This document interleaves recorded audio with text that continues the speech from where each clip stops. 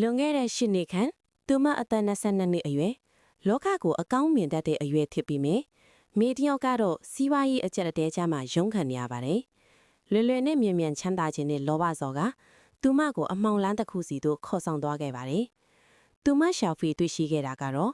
အိုင်ငန်းလို့ခေါ်တဲ့မျက်လုံးအနီရောင်နဲ့ထူးဆန်းတဲ့အောင်လန်းရုပ်တုတစ်ခု။စီးပွားတက်စီရမယ်ငွေဝင်စေရမယ်ဆိုတဲ့ကတိကဝတ်တွေနောက်မှာကြောက်မက်ဖွယ်ကျင်စင်တွေရှိနေရကိုသူမလစ်လျူရှုခဲ့ပါတယ်။ညစဉ်ညတိုင်းအသားစိမ်းငါးစိမ်းနဲ့သွေးစိမ်းတွေကိုပူဇော်တဲ့အခါအိုင်ငန်းရဲ့မျက်လုံးတွေကပိုပြီးညီရဲတော့ပါလာတယ်လို့ခံစားရပါတယ်။နောက်ဝိညာဉ်နဲ့ငွေညစာတကယ်လဲထူးဆန်းပါတယ်။အိုင်ငန်းကိုကိုးကွယ်ပြီးမကြခင်ပါပဲ။သူမစီကိုငွေတွေဟာမမျော်လင့်ပဲနီလာမျိုးစုံနဲ့စီးဝင်လာပါတယ်။ကံခုံးမှုတွေကသူမကိုဝိုင်းရနေတယ်လို့ပါပဲ။ဒါပေမဲ့အဲ့ဒီငွေတွေဟာအခမဲ့မဟုတ်ဘူးဆိုတာကိုသူမမသိခဲ့ပါဘူး။ငွေတွေဝင်လာနဲ့အမျှသူမလေးအေဂျင့်နဲ့ညတွေဟာစတင်ပျောက်ဆုံးလာပါတယ်။အိပ်ပျော်နေစဉ်တွင်တစုံတယောက်ကသူမကိုဖိကတ်ထားသလိုထိတွေ့ကင်တွယ်နေသလိုခံစားရပြီးတကယ်လူသားတယောက်နဲ့ဆက်ဆံနေရသလိုကာမစန္ဒပြီးမြောက်တဲ့အထိထူးဆန်းတဲ့အတွေ့အကြုံတွေကိုညစဉ်ကြုံလာရပါတယ်။အဆိုးဆုံးကတော့အမျိုးသမီးဓမ္မတာလာတဲ့အချိန်တွေမှာအိုင်ငန်းဟာပိုပြီးအတင့်ရဲလာတာပါပဲ။သူမဟာအနားမရပဲညတိုင်းညှဉ်းမှနှိပ်စက်ခံနေရသလိုဖြစ်လာပါတယ်။အလဲလွယ်ရဲ့ရလက်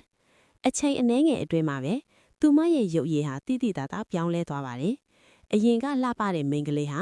အခုတော့မျက်တွင်းတွေဟောက်ပတ်နေအသားရည်တွေကလည်းအလောင်းတကောင်လိုညှိုးနွမ်းမောင်မဲနေပါတယ်။သူမရဲ့အခြေရည်ဟာလည်းအချမ်းပြချက်မရှိပဲပျက်စီးသွားခဲ့ရပါတယ်။သူကမင်းကိုပိုက်ဆိုင်ခြင်းနေပြီးမင်းရဲ့ဝိညာဉ်ကိုသူကဆွဲလန်းနေပြီလို့ဘေလင်စီယာကတတိပေးတဲ့အခါမှာသူမထိတ်လန့်သွားပါတယ်။သူမကတီးမခံနိုင်လို့ဆဲဆူမိတဲ့အခါမှာတော့အဲ့ဒီအမောင်တွေကအကောင်ဟာအိမ်မက်နဲ့ချက်အထိမြင်သွားတဲ့လူမင်းကြီးတကောင်ဖြစ်ပြောင်းလဲကသူမကိုထိလက်ရောက်ခြောက်လန့်ပါတော့တယ်။မြစ်ထဲကနီးကုန်နောက်ဆုံးမှာတော့ငွေထက်အသက်ကပိုအရေးကြီးမှန်းသူမတည်သွားပါတယ်။စနစ်တကျရရတွေလုပ်ပြီးအိုင်ငန်းရုပ်သူကိုမြစ်ထဲကိုဆွန့်ပစ်လိုက်ပါတယ်။အိုင်ငန်းထွက်သွားတဲ့နောက်မှာတော့သူမစီကကံကောင်းမှုတွေလည်းအကုန်ပါသွားခဲ့ပါတယ်။သူမပိုင်ဆိုင်ခဲ့သမျှတွေအဖတ်မသိမဲ့ပြန်လဲဆေးရဲသွားခဲ့ပေမဲ့သူမကဓာတ်ကိုပြောခဲ့ပါတယ်။ဒါဟာအမောင်ထဲကရခဲ့တဲ့ငွေတွေအတွက်ပြန်ပေးဆက်ရတဲ့ကံပို့ပဲ။ကိုမပိုင်တဲ့အရာကိုမဲမော့ခင်ရင်ကိုမရှိတဲ့အရာအလုံးကိုပြန်ပေးဆက်ရတတ်ပါတယ်။